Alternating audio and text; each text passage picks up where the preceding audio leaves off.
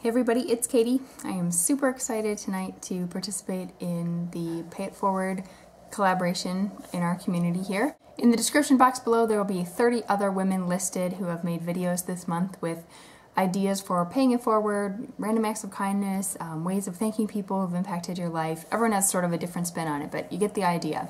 I've made close to 500 videos on YouTube at this point, and I feel like this could be my most important video ever because it's about saving someone's life, as simple and as profound as that is. My hope is really that what I tell you about tonight will inspire some of you to get involved, and maybe 20 years down the road it'll make an impact for someone.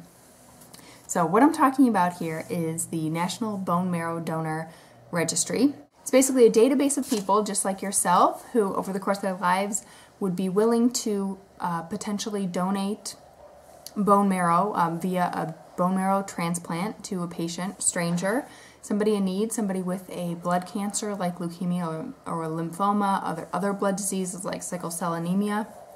Maybe you've heard of people receiving a transplant from someone like maybe in their family that they matched with.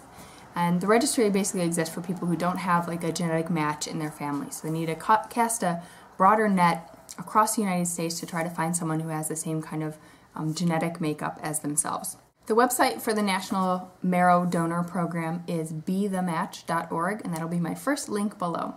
I'll start telling you sort of my story, my experience with being on the registry, and then I will give you a little bit more information about how to get involved. So in 2006, I was living in San Francisco, and I was in the habit of donating blood regularly, like 4 times a year, whatever you're allowed to do, basically. One of the times I was at the blood bank, there was a volunteer there talking about the bone marrow donor registry, and I just decided to go ahead and sign up. All it took was a DNA swab, like a Q-tip in my mouth, to sort of like record my DNA, and they asked a few basic kind of health questions. I got like an ID card in the mail or something, and then I sort of didn't think too much more about it. In 2009, we were living in Alaska, and I got an urgent email telling me to call the donor registry because I was a preliminary match for an 11-year-old boy with leukemia. Of course, I was thrilled, and I said yes, of course, right away. They actually sent a nurse to my house, and completely free.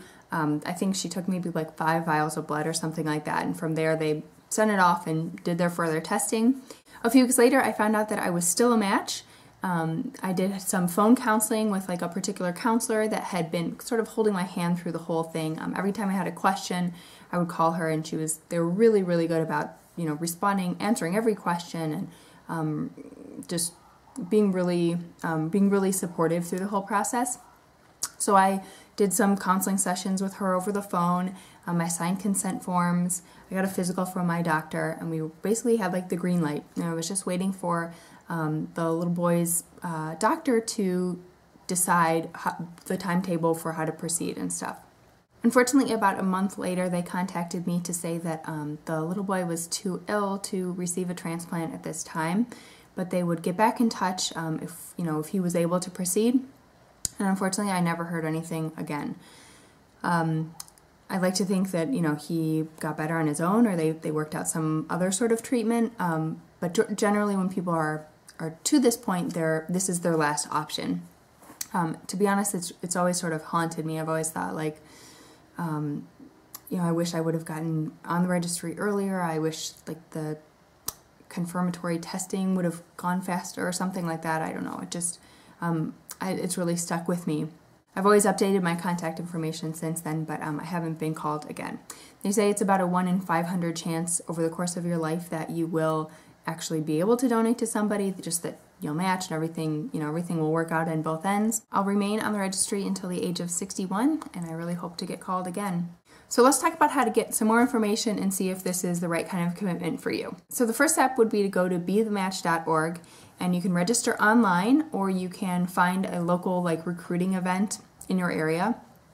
This is only open to civilians in the United States. I imagine other countries have their own bone marrow donor registries of some sort. You'd have to do your own research on that.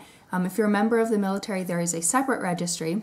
It's generally open to anyone between the ages of 18 and 44 because that age range has the best outcome for patients. All you need to do to register is fill out like a pretty basic kind of health questionnaire and then do the DNA sample. Like I said, it's just like a Q-tip swab in your mouth, super easy. If you register online, you just they'll mail you the Q-tips and you mail them back. There are some restrictions in terms of health and medications and things like that. If you have a health condition, you should go to the website and look up the specifics because the guidelines for donating are different than like regular blood donation. If you're pregnant or trying to conceive, another way to provide blood stem cells that would help the same people would be to donate your baby's cord blood. Because you're more likely to genetically match with someone of the same ethnicity as yourself, it's really important to have a diverse registry. People of color are currently underrepresented on the registry and are especially encouraged to join. Now let's talk about the donation process itself. There are two methods that they use to get the bone marrow from you to be able to transplant to the patient. One is a little bit more invasive than the other. It's not a completely painless process, but in my opinion, it's really worth the payoff. If you were to be called as a donor, all of your expenses would be completely covered. It would be totally free to you, everything from like the initial testing to the procedure itself, any travel, anything. All the costs are covered. This is a big decision, but I really, really encourage you to go to bethematch.org, go to the site, check it out, and get a feel for if it's right for you. Of course, we're YouTube people. They do have a YouTube channel where they have stories from donors, stories from patients, couple stories of donors and patients meeting. I watched a few of the videos to prepare for this one, and I was bawling. If you know that being a donor is not right for you for any reason, religion, health condition, anything at all, that's totally okay. Try to spread the word by social media. Plain and simple, the more people that are registered, the more lives can be saved. This is something I'm really passionate about. It's really a wish I have for my life that I'm able to give life in this way. And I truly hope that this plants the seed of an idea in someone out there watching. If you have any questions about my particular experience, I'd be happy to field them. Any specifics about the process, anything else about the registry really that I haven't already mentioned, you'll probably be able to find all the answers to your questions on bethematch.org. Tomorrow's video on the Pay It Forward collab is coming to you from HQ Mummy.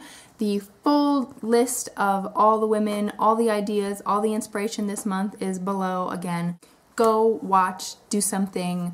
Thanks for watching, and many happy returns.